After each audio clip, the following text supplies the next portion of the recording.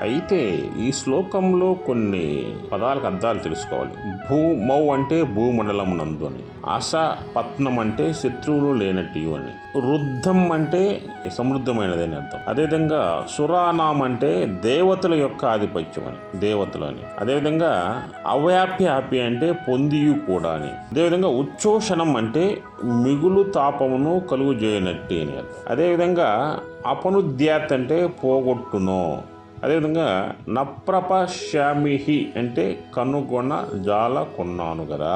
అదేవిధంగా ఇక్కడ మీకు బాహ్య ప్రపంచంలో ఎన్ని సంపదలు, అధికారములు, పదవులను పొందినప్పటికీ మానవుడు అశాంతిని తొలగింపజేయలేకున్నాయి.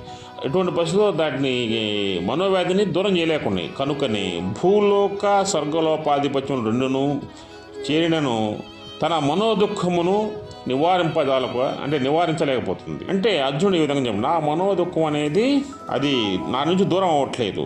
ఈ మనోవ్యాధికి ఆత్మజ్ఞానం ఒక్కటే పరమ ఔషధం అని శ్రీకృష్ణ భగవానుడు గ్రహించి అతనికి ఆత్మజ్ఞానాన్ని ప్రబోధించడానికి సిద్ధపడుతున్నాడు.